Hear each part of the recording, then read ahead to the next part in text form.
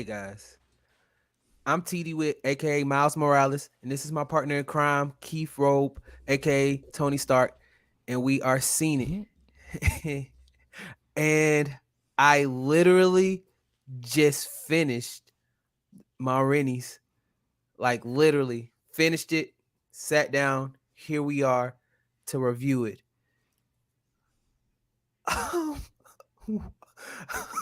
What did so so you guys are getting like my fresh take as like I'm just finishing it. First Let's of all, go. Keith was right about watching it because watching it like you were watching a play. Because once he said that, everything like I watched it and just like I mentioned before, Fences made sense to me. This made sense to me, but I Fences. I guess I knew the beats of Fences. I didn't know the beats of this one. And so I watched it and I literally was sitting there like, first of all, oh, Keith, did you want to give the rundown of Keith? Give us the rundown of Marini's. Oh well, yeah. All right, give me a second. I'm gonna pull it up. My bad. Okay. Whew. Um, but while he's pulling it up, I have to say, guys, I enjoyed this movie. I did. Because I was watching it like a play, and I feel like if you're gonna watch this movie, do it as such. But while Keith is doing this, I'm gonna give you guys a little backstory about me. Eh, So, history pieces spook me out. I know it's weird, but they do. I don't know why. I always relate history pieces with ghosts, especially if they're done right. I'm just like something about this movie is like reminding me, giving me ghost vibes. I don't know. I'm a weirdo. And Viola Davis's acting in Chadwick's, but their acting was so like for like it was so spot on and it was so good that it was spooky. And I don't know if that makes any sense. Like especially knowing that, Marini was a real person, but like I was watching this and I literally felt like I was transported to this era. I felt like I was watching uh like something unfold. Like you ever like I love movies, but a lot of times when I'm watching a movie, I'm still in my couch watching the movie. When I was watching this, they did so well that I felt like I was transported to that time and I felt uncomfortable. But I don't think I was meant to feel comfortable, right? Like I don't know if I'm making any sense. But I felt like unease the whole movie. And I didn't know it was going to land where it landed, but I felt like I was feeling like uneasy in my seat. I was just like, man, I don't know why. Like I said, I was feeling spooked. Like I was like something. And then when it ended, I was like, what? Like, and I'm pretty sure Keith got what we need pulled up. Hmm. So yeah, let's go. Chicago, 1927. A recording session. Tensions rise between Ma Rainey, her ambitious horn player, and the white management determined to control the uncontrollable mother of the blues, based on Pulitzer Prize winner August Wilson's play. Directed by George C. Wolfe, written by Ruben Santiago Hudson, um, August Wilson, based on the play written by August Hudson, starring Viola Davis, Chadwick Boseman, Coleman Domingo. There's some other people here. Let me just scroll down. Glenn Turman, Michael Potts, Jeremy Shamus, Johnny Coyne, or yeah, Coyne, I think is right. Mhm. Taylor Page, Dusan Brown, Joshua Harto, yeah, and a host of others. Yeah. So I'll first, I know the talk of the movie has been Chadwick Boseman, his last performance. I do want to say that talk is merited, and I've been a Chadwick fan for the longest. But seeing him in this role, Seeing him in so many other roles, 42, James Brown movie, Get up, Get Up, get on up. Get On Up. Seeing him, Black Panther, seeing him in everything. Um, Civil War was on the other day.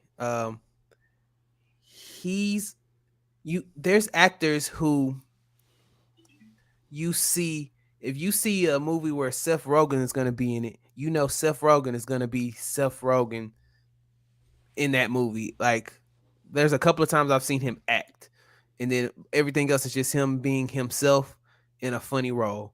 I feel like sometimes Adam Sandler, most times Adam Sandler, most comedians, most there's a lot of people who are just that person being themselves in a role.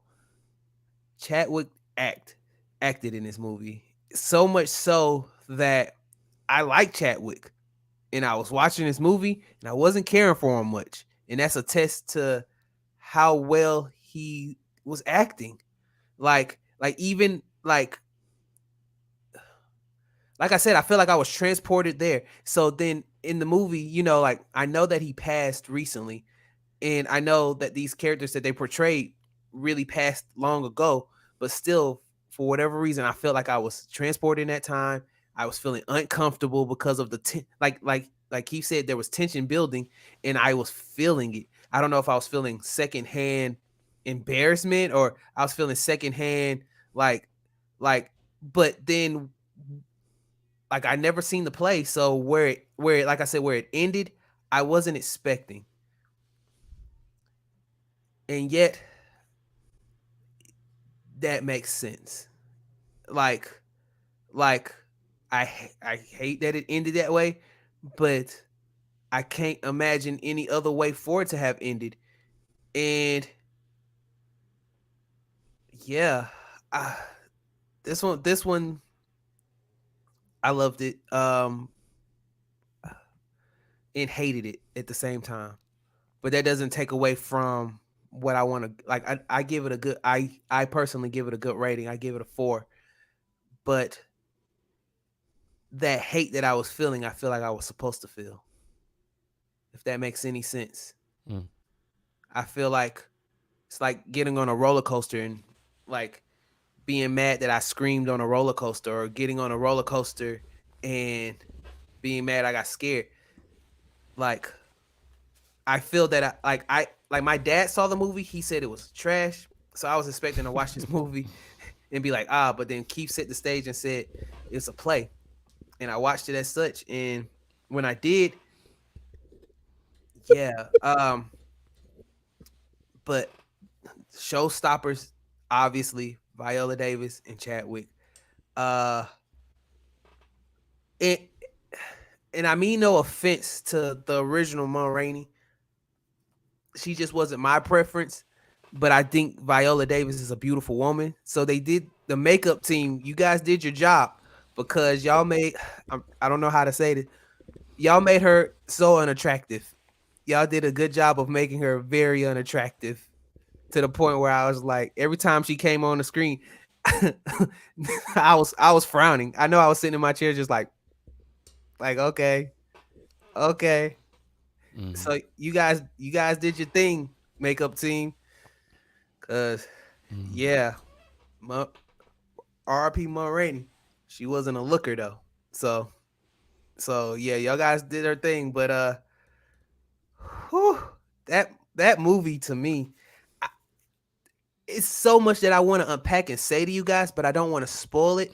But I will say that it is a testament to the music industry because it spoke about how we it still goes on today. I know on our other podcast, thank God for the group chat, we spoke about how Lil Wayne possibly sold his masters, and it talked about how we're only good to these people when we can provide a certain means, and then in damn, that's gonna spoil something. But the point is, the industry, it milks you, and they've been doing that to us for the longest, and they only want us for what they can get out of us sometimes, because we, we black people, I feel like we bring the culture, we bring the sound, and then Then they bring some Elvis Presley look-alike or something along, and they flip it for their own benefits. The thing that we created, and I hate that. Uh, but I think what I, not to ruin nothing about the movie, but I also feel like it was a testament to how serious we take we take so much stuff, as in like clothes, or so much stuff as in, I forget what I read this somewhere about how black people, um like how we wear our Sundays best to look priffy, or how like the slave master used to dress us up in our Sunday best to look priffy for, on Sundays when they got to show us off, and then how that kind of carried over into our mentality as who we are today. So then that's why, these rappers, they need to be flashy, they need to be shiny, and it's still kind of like sometimes it's that slave mentality. Whereas, the richest businessman, Bill Gates, probably wears Hanes t-shirts. And I feel like that mentality, like, they say, don't step on a black man's J's. That mentality is embodied so heavily in this movie that it it makes you think of who we are, what we've had to grow from, what we need to still grow from. But yeah, I like the movie, but not like, it wasn't an easy like, and it was more so like me eating my greens because I know I need to eat them to be healthy. But what did you? I don't know. I feel like Keith, did you got to sit on the movie a little longer? I just recently finished it. What was your takeaway? My heart is literally pounding. Mm, Like it is. Like, what was your mm. takeaway? My takeaways, or like, What did you think of the movie? um, I enjoyed it. I don't think, I mean, we're gonna be on polar opposites again here as far as this film is concerned. I know you just came off of it, and I know your emotions are riding high right now. But like you said, I did have time to sit with it. But I also understand that I'm doing, I went into the movie critiquing it, so to speak, and I think I've come to a place where I'm able to watch a movie for what it is while taking notes in my head. You know what I mean? Mm-hmm. Without spoiling the movie for myself. So it's not like that. You know what I mean? But I give it a I give it a solid 3. I give it a solid 3. Because I know what they were doing. I know their efforts. I knew what they were going for. I appreciated it. I feel like it was a story that should have been told. I learned a lot about August Wilson, the play. Well, yeah, he's the playwright who wrote the play. So I'm intrigued and I'm interested in learning more about him and what he had to bring to the table. Rest in peace, August Wilson. Um, um, it kind of was. I didn't want this to be Chadwick Boseman's last film. You know, not that, you know what I mean. I mean, it's tragic. You don't want any film to be his last film, but I don't think that this is the film that he thought that he was going to go out on. Yeah. You know, do I think that he delivered a good performance? Yes. Here's the thing. Here's the thing about movies. Here's the thing about movies that are adapted from plays. You made it like a play. It reads like a play. It sounds like a play. It watches as a play. You know? Um and you know that you're not in front of people. And so these actors, these talented actors, they you can tell that they've done plays before. But automatically they go into play mode in this film. I'm like, fam, I know it, but it's a film adaptation, and I know that it might have been written for the play, for the stage, or for off Broadway or whatever it might be. Um, and I don't know what's going on with my camera right now. It'll be back in a second. Um, I don't know, you know what I mean? But my thing is, I kind of need it to play like a film, but also in the same respect, you do appreciate it. It is that appreciation for plays and for the screenwriting and for the playwright, you know, um, for why it's so in your face that it's a play, you know. You begin to appreciate it, but you also imagine it being played out on stage at the same time. Um, so that's just my shared thoughts, but I have notes. So Watch is like a play. I'm gonna get to my notes. So Watch is like a play because it's a play adaptation by August Wilson. Um, I believe that this was a deep situation. I believe that it was a deep, um, like just the things surrounding it. It wasn't just a play. It wasn't just something to do. It wasn't just, there were strategic things and points and poignant points placed into this project that need to be touched upon. So there's I don't want to say speculation, but there's rumblings about like, oh, how they didn't give my Rainey her just due in this play. I'm like, fam, it's a play. It's not a autobiography or a biography of her life. It's a small part it's part of a day in this woman's life. So this really happened So that day? no, I'm not gonna say it happened, Oh, but you know what I mean. But they were depicting who she was and who she was as a person. Moreover, who she was as a businesswoman. Moreover, who she was as a black businesswoman, as a black entertainer in those times. So mm-hmm. being a black woman in that space, you look at her and you just see how brash and how flamboyant she is and how just upfront and brash she is. You kind of have to remember that's needed. It was taboo, but it was needed for her to get to where she was and for her to get the people that were around her what they needed. So even her fighting for her quote unquote nephew's $25, which was a lot of money back then, her fighting for that for him was a big deal. He was Mm-hmm. like, man, he said maybe 10 words on the intro. He needed his money. He got Yeah, paid as much as all the musicians who played the whole time, who played the 4 different songs. yeah, Um, that was important. So, but at the time, she was battling Bessie Smith.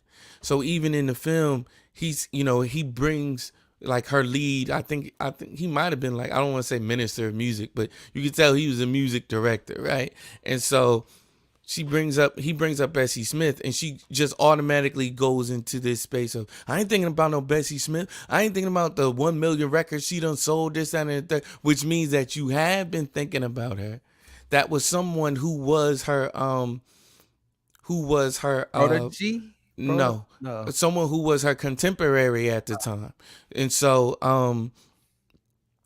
so she made more upbeat music and what have you like that, but she was sticking to her old style, which in turn it kind of made, because I watched the the after, they have a whole separate thing. I didn't know that. Yeah, you gotta watch that too. Um Denzel executive produced this project. I'm gonna read Samantha Howard's comment real quick. I cut it off after the first 5 minutes, but now I'm gonna watch it. I was introduced to her from the movie Bessie when Monique played her, and I loved her then. I couldn't get into this movie. Yeah, you gotta watch it differently. Like a play. You You got gotta watch it differently. You gotta watch it like a play. You gotta watch it as if it's more about the message behind what's taking place. There are some great acting moments. Um, there are a couple, and I think that they're beautifully done as much as they possibly could have been done under those circumstances. But yeah, her contemporary was Bessie Smith at the time, so you saw her even in that moment struggling with that, struggling mm-hmm. with even her identity and remaining true and being integral in that. and Levy being integral in his identity and how much they clash. And if they were able to at some point even work together, how it could have been beautiful for the both of them. You know, he had the more up tempo sound, the sound that would people were gravitating to at that time, and she had the name to go with it, and if she could have just gotten with it, they would have been together. But they butt heads. She was on her way out, he was on his way in, so to speak. So yeah, there's that dynamic. I love this part about the film. I noticed it because I watched a part of it today knowing that we were going to do this. The Yeah. practicing served as sort of a score throughout the film. Huh. So when she's upstairs and she's talking to Coleman's character, I don't remember his name, but she's talking to the lead musician. Someone is downstairs in the basement playing, and Cutler. you can hear them. Yeah, it might have been his name. You can hear them in the background, and it serves as the score for that scene. Oh, that's dope. Yeah, it is dope. If but here's of course I don't mean to be negative Nancy, but I'm just going down my notes. If Chadwick learned the fingerings for the trumpet, I feel like Viola should have learned how to lip sync properly. Yes. One Yep. was more important than the other. You know what I mean? It was imperative. We can see your lips moving. Everyone can see your lips moving. Like, come on, man. You gotta nail that. But Chadwick is such a thespian. He literally learned how to play the fingerings of these songs that were being played. And so that was dynamic. Um, Dude, man. um, so all throughout the film or the play, he's trying to open up some door for whatever reason. The thing is, like, he sees a door and he's intrigued by this door. And I was like, this door is serving a purpose. This door is why does he keep trying to open up this door? At the end of the film, you see that he finally gets the door open and it leads to nowhere. Nowhere. I was trying not to. Yeah. Yeah, I know. I'm gonna give stuff away. I'm reviewing this film. Yeah. I'm not gonna give everything away, but I'm gonna tell it. Um, so in the film, Levy, Chadwick Boseman's character gets a new pair of shoes, and Tobias was talking about earlier in the early in this podcast about, like, status, how certain things are super important to us. People that haven't been given anything, people that don't have things, people that have been deprived of things, they cling to things more readily than than other people because they have less. So Mm-hmm. I'm not mad at anyone for that. Black people, large in part, a lot of the things that we take pride in, one of those things that we take pride in, and apparently even way back then, one of the things that we took pride in were our shoes. So Levy, Chadwick Boseman's character, walks in with a new pair of shoes and he's showing off all of his shoes. So when Mr. Studevant, so the whole time he's having this whole to do and arguing back and forth with the two elder statesmen in the band. And you could tell he's the young cat. He's the young cat, the new hip young cat, and all of that. Like, he's keeping the band afloat, just from a relevant standpoint. And but he zeroes in on this guy named Toledo, played by my man Glenn Turman. And Everybody did good. yeah, yeah. So Mr. Studevant is he's one of the managers of the studio. He gives Mr. Studevant his his uh his songs, and we already know what was going to happen with that. So I'm not going to touch on that. But at some point, you can see the juxtaposition of how he addresses Mr. Studevant versus how he addresses Toledo. So Mr. Studevant stepped on his dream. Mr. Studevant stepped on his dream, which was super important to him, while Toledo stepped on his Shoes. shoes, which represented his status or represented how he felt about himself. Mm-hmm.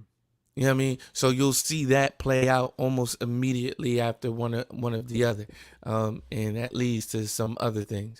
Um, and in the film, he talks about how he knew how to deal with the white man, and we come to find out that ironically he actually doesn't, and he takes it out on the black man, not knowing how to deal with the white man. He takes it out on the black man.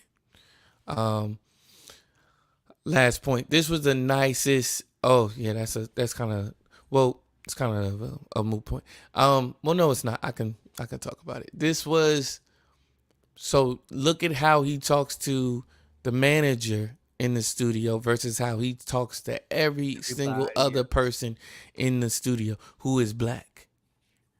You you give reverence. You give this maybe in a way like you give this subconscious reverence to the white man, and you don't even know it, and it was just painfully obvious about like how we treat one another versus how we treat people that we don't even know and will rob us in a minute. um Overall, I give it a 3 because I love the message and I understand what this film is about. I understand the adaptation. I wish that I was alive when August Wilson was alive to watch this when it came out. I can't imagine what it would be to be in the place in that vein. I've seen better performances from Chadwick, but I'm not gonna say I've seen worse, but he did a solid job in my opinion. I think Viola Davis's character falls a little short for me. I think she kind of overacts a little bit in this film.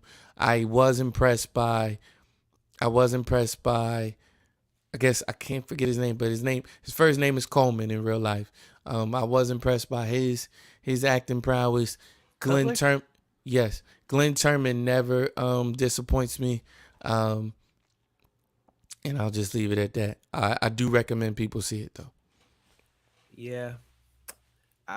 If you have high anxiety, just pace it. Cause I don't know, for some reason that movie gave me anxiety. But um, yeah, good movie. Hate that it was Chadwick's last movie Yeah. because I don't know. I hate that anyone like in recent time would have been his last, but that one because I it always, not to say he wasn't the villain in the movie, but he kind of was in a way. It's always sad when you can see like a Heath Ledger moment where it's just like over that with you, Keith. But So we gonna review all the pick a couple because he sent me like a bunch, and I was like, podcasts in one list. All it right. takes is a list. All it takes is a Y'all, list. everybody else, send us your list now. Now that we're taking requests. No, but I have said request movies for us, so we're gonna go over Jeremy's list, and we'll do at least In all one. seriousness, appreciate you, Jeremy. Thank you. Appreciate you. So we're gonna do at least one.